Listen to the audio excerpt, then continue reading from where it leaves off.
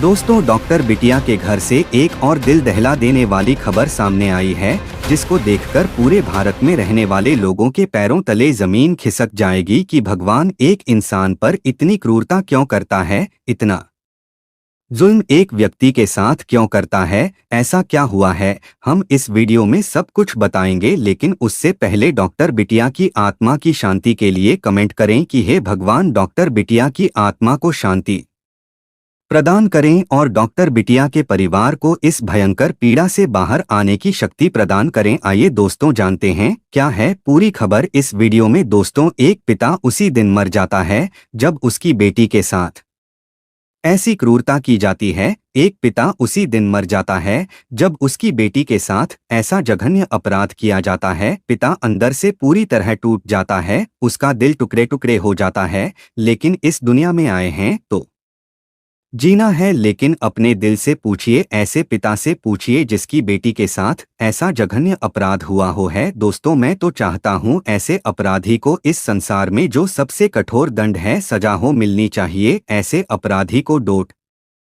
आग से भी ज्यादा गर्म तेल में, मतलब खोलते तेल में धीरे धीरे डूबा डुबा कर मारना चाहिए, ताकि कोई व्यक्ति इस तरह के घिनौनी दरिंदगी करने के लिए भी 1000 बार सोचे और दोबारा ऐसे अपराध ना हो सके। ऐसे अपराधियों को कैसे सजा मिलनी चाहिए, हमें कमेंट सेक्शन में जरूर बताएं। आगे की खबर हम विस्तार से बताएं। आखिरकार इस समय एक बहुत बड़ी खबर सामने आ रही है। दोस्तों, डॉक्टर बिटिया के मामले में बिटिया की डायरी का एक बड़ा खुलासा हुआ, एक बहुत बड़ा सबूत मिला। इसके अलावा संजय राय एक मोहरा था और उसे पैसे दिए गए थे। आखिर संजय राय को कितने पैसे मिले, आज का वीडियो आपको चौंका देगा। इसके अलावा संदीप घोष के घर की जांच में पुलिस और सीबीआई को क्या मिला, जिससे पूरा मामला सुलझ गया। एक बहुत बड़ी खबर सामने आ रही है, आप चौंक जाएंगे। पूरा वीडियो देखे बिना मत जाइए, पूरा खेल खत्म होने वाला है। दोस्तों, कोलकाता केस में बिटिया की डायरी चेक की गई, जिसे देखने के बाद सीबीआई की आंखें खुली की खुली रह गई। संदीप घोष के घर के बेसमेंट में जो मिला, उसे देखकर आपके पैरों तले जमीन खिसक जाएगी। अभी अभी एक बहुत बड़ा खुलासा, बड़ी ब्रेकिंग न्यूज। कोलकाता केस में एक ऐसी खबर सामने आ रही है जिसने सीबीआई के होश उड़ा दिए हैं, उसके पैरों तले जमीन खिसक गई। आखिर इस बात की जानकारी सीबीआई को पहले कैसे नहीं लगी। 24 दिनों की गहन जांच के दौरान सीबीआई इस काम से कैसे चूक गई। साथ ही आपको बता दें कि जब सीबीआई को इस बात की जानकारी मिली तो सीबीआई ने दिल्ली से एक अतिरिक्त टीम बुलाकर इसकी जांच की। इसके बाद असली हत्यारे का चेहरा सामने आया। दरअसल जिस शख्स ने संजय राय को 4 करोड़ 80 लाख में खरीदकर उसे सारा दोष अपने ऊपर लेने को कहा था, उस शख्स का पता चल गया और इस घिनौने काम को करने वाला शख्स अब सीबीआई के शिकंजे में है। दरअसल आपको बता दें कि सीबीआई को 7 ऐसी बड़ी घटनाओं की जानकारी मिली जो सीबीआई नहीं कर पाई। दरअसल इन सभी 7 घटनाओं की जानकारी सीबीआई को एक चश्मदीद ने दी थी। चश्मदीद ने बताया था कि आप डॉक्टर बिटिया का मोबाइल चेक कीजिए। जब सीबीआई ने मोबाइल चेक किया तो उसके पैरों तले जमीन खिसक गई। चश्मदीद ने बताया कि प्रिंसिपल के घर पर छापा मारिए, और जब छापा मारा गया तो उसके तहखाने से जो सच सामने आया, उसे देखकर ईडी और सीबीआई दोनों की आंखें खुली की खुली रह गई। चश्मदीद ने यह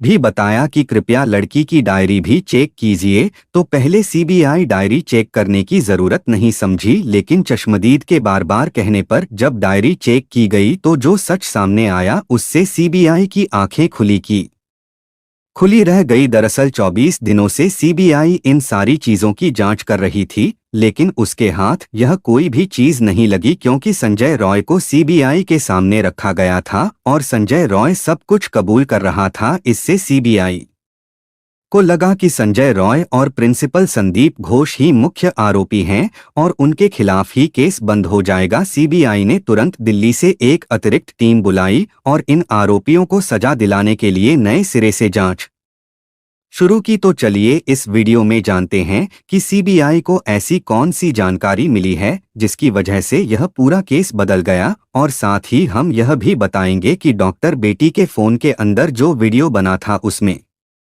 डॉक्टर बेटी कितना रो रही थी।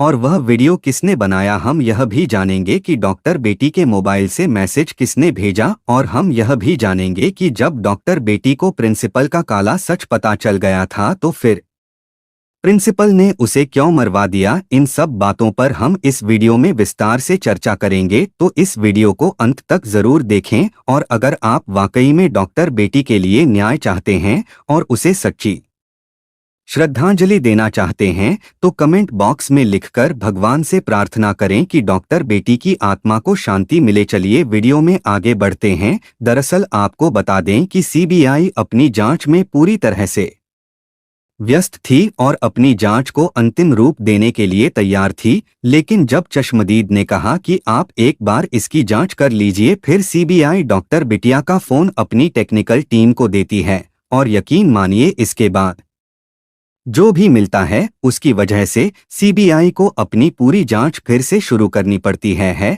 दरअसल उस रात हुई घटना का वीडियो किसी ने डॉक्टर बिटिया के मोबाइल में रिकॉर्ड कर लिया था। यह उन्हीं आरोपियों में से एक था जिसने गलती से अपने मोबाइल की जगह डॉक्टर बिटिया के मोबाइल से रिकॉर्डिंग शुरू कर दी। दरअसल डॉक्टर बिटिया का मोबाइल और आरोपी का मोबाइल दोनों एक ही मॉडल के थे, जिसकी वजह से आरोपी ने अपने मोबाइल की जगह डॉक्टर बिटिया के मोबाइल से रिकॉर्डिंग शुरू कर दी। और जब उसे पता चलता है कि यह रिकॉर्डिंग किसी और के फोन से गई है तो वह तुरंत उस वीडियो को डिलीट कर देता है, लेकिन सीबीआई उस वीडियो को रिट्रीव कर लेती है।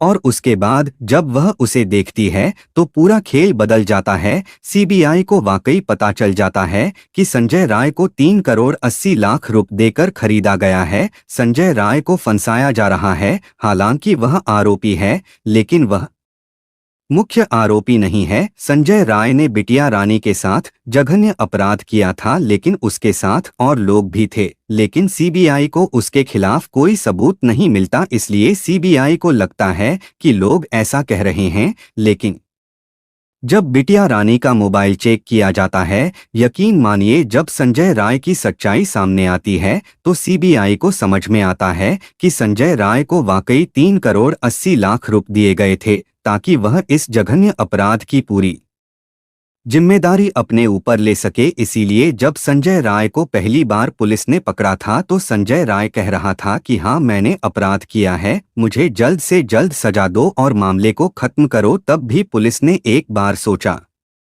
था कि संजय राय ने एक बार में अपराध कैसे कबूल कर लिया। अभी तक हमने जांच भी नहीं की है, फॉरेंसिक रिपोर्ट भी नहीं आई है, और संजय राय ने खुद को आरोपी मान लिया है। वह कह रहा था कि इसके पीछे 4 करोड़ 80 लाख हैं। इतना ही नहीं, एक चश्मदीद ने यह भी बताया कि प्रिंसिपल के घर पर छापेमारी भी हुई थी। इसके बाद जब ईडी और सीबीआई मिलकर प्रिंसिपल के घर में एक तहखाने में छापा मारती है जो कि जमीन के अंदर बना हुआ था, तो यकीन मानिए जो सामने आता है वह सीबीआई और ईडी दोनों के ही होश उड़ा देता है। दरअसल आपको बता दें कि छापेमारी में सीबीआई और ईडी को 2000 कैसेट, जी हां 2000 cassette, 7 memory card, 2 hard disk और कई करोड़ रुपए और 10 लाख रुपए के कैमरे और ऐसे कई उपकरण मिले जो इन अपराधों को करने में इस्तेमाल किए जाते हैं। यह सब मिलने के बाद सीबीआई और ईडी के होश उड़ गए। अब इस पूरे केस को ईडी भी संभालेगी, क्योंकि इसमें अरबों रुपए के खेल और 4 करोड़ 80 लाख की रिश्वत की बात सामने आई है। तो अब इस केस में सिर्फ सीबीआई ही नहीं बल्कि ईडी भी इवॉल्व हो गई है। दरअसल आपको बता दें कि इसके साथ ही यह बात भी सामने आई कि डॉक्टर बिटिया के जघन्य अपराध की मुख्य आरोपी प्रिंसिपल ही है। उसके बारे में पहले से पता चल गया था। दरअसल डॉक्टर बिटिया को करीब 25 दिन पहले पता चला था कि प्रिंसिपल संदीप घोष इस अस्पताल में ब्लू फिल्में शूट करते हैं। उसके बाद डॉक्टर बिटिया ने उनके खिलाफ सबूत भी जुटाए थे और राष्ट्रपति को सौंपने वाली थी, लेकिन उससे पहले ही उनके साथ यह घिनौना काम हो गया और डॉक्टर बिटिया इस दुनिया से चली गई। अगर आज डॉक्टर बिटिया जिंदा होती तो कोई और कांड सुनने को मिलता, लेकिन कितना दुर्भाग्य है कि डॉक्टर बिटिया की मौत के बाद उनका मामला आज दुनिया में हर जगह ब्रेकिंग न्यूज बन रहा है। और आज इस मामले के बारे में कौन नहीं जानता देश के हर शख्स के कानों तक इस मामले की बात पहुंच चुकी है। इतना ही नहीं, प्रिंसिपल के घर पर छापेमारी और डॉक्टर बिटिया के घर के मोबाइल की जांच के बाद जो सबसे बड़ी खबर सामने आ रही है वह यह है कि प्रिंसिपल को जो 4 करोड़ 80 लाख दिए गए थे वो संजय राय को ट्रांसफर किए गए थे। इसीलिए संजय राय पहले दिन से ही उन आरोपों को स्वीकार कर रहे थे। इतना ही नहीं, सीबीआई ने बताया कि जब हमने प्रिंसिपल के घर पर छापेमारी की तो हमें 2000 सीडी कैसेट मिली। उन सीडी कैसेट में एक एक अस्पताल की फिल्म रिकॉर्ड करके एक सीडी कैसेट में डाली गई थी और उसके साथ ही बहुत सारे मेमोरी कार्ड मिले थे जिसमें उन सभी फिल्मों की रॉ फुटेज थी। दरअसल एक रिपोर्ट के अनुसार पता चला है कि जब भी कोई फिल्म शूट होती थी तो उसे सबसे पहले मेमोरी में डाला जाता था। मेमोरी से रॉ फुटेज एडिटर के पास जाती थी, एडिटर उसे एडिट करता था और फिर सीडी कैसेट में डालकर एडिटर को देता था। फिर उसे ब्लैक मार्केट में बेचा जाता था, उसके लिए बोलियां लगाई जाती थी। साथ ही यह भी पता चला कि अस्पताल के अंदर जो ताज़ा लाशें आती थी, चाहे वह लड़की हो या लड़का, उनके साथ घिनौना काम करके उन्हें रिकॉर्ड किया जाता था। इसलिए उन्हें अलग कैसेट में रखा जाता था ताकि यह सारी रिकॉर्ड मिक्स ना हो जाए। इसलिए जिंदा लोगों की रिकॉर्डिंग अलग और मरे हुए लोगों की रिकॉर्डिंग अलग कैसेट में रखी जाती थी। आपको जानकर हैरानी होगी कि मरे हुए लोगों की फिल्में जिंदा लोगों की फिल्मों से 10 गुना रेट पर बिकती थी, जिससे संदीप घोष को अरबों रुपए मिले और उसे लगा था कि अब यह काला व्यापार हमारा कभी नहीं रुकेगा, क्योंकि उसको जो भी पैसा मिलता था उसका बहुत बड़ा हिस्सा वह बड़े अफसरों और नेताओं को कट के तौर पर दे देता था, जिससे वह लोग भी खुश रहते थे। और मेडिकल कॉलेज में आजकल चल रहा यह घिनौना काम कई दशकों से चल रहा था। आखिरकार डॉक्टर बिटिया के साथ हुए जघन्य अपराध ने इस पूरे केस को एक नया मोड़ दे दिया। सीबीआई ईडी की एंट्री के बाद अब बताया जा रहा है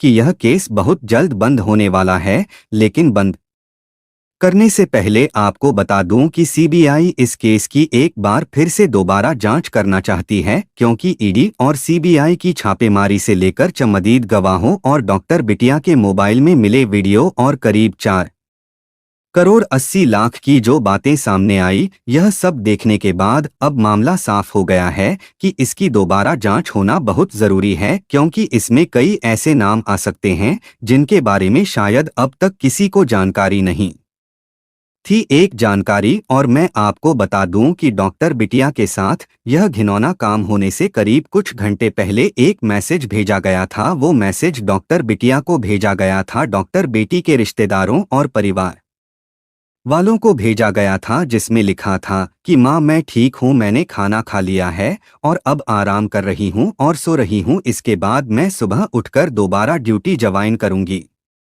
अगर कोई इमरजेंसी हुई तो हमारे जूनियर हमें बुलाएंगे और हम दोबारा केस देखेंगे, तब तक मैं आराम कर रही हूँ। यह मैसेज सुनने के बाद उसके रिश्तेदारों और परिवार वालों को राहत मिली और वह आराम से सोने चले गए। अब इस बात की भी जांच शुरू हो गई है कि क्या वाकई वह मैसेज डॉक्टर बेटी ने भेजा था या इनमें से किसी आरोपी ने भेजी थी वह मैसेज। अब उस मैसेज की जानकारी या उस मैसेज से जुड़ी कोई अपडेट आता है तो हम आपके साथ जरूर साझा करेंगे। दोस्तों, इस घटना को बताने का उद्देश्य किसी को ठेस पहुंचाना नहीं है, किसी को परेशान करना नहीं है, बल्कि आप सभी को जागरूक और सचेत करना है। आप इस घटना के बारे में क्या सोचते हैं? आप इस घटना का मुख्य आरोपी किसे मानते हैं? कृपया हमें कमेंट बॉक्स में बताएं। और अगर आपको हमारा प्रयास पसंद आया तो कृपया इस वीडियो को लाइक और शेयर करें। यदि आपने अभी तक चैनल को सब्सक्राइब नहीं किया है तो कृपया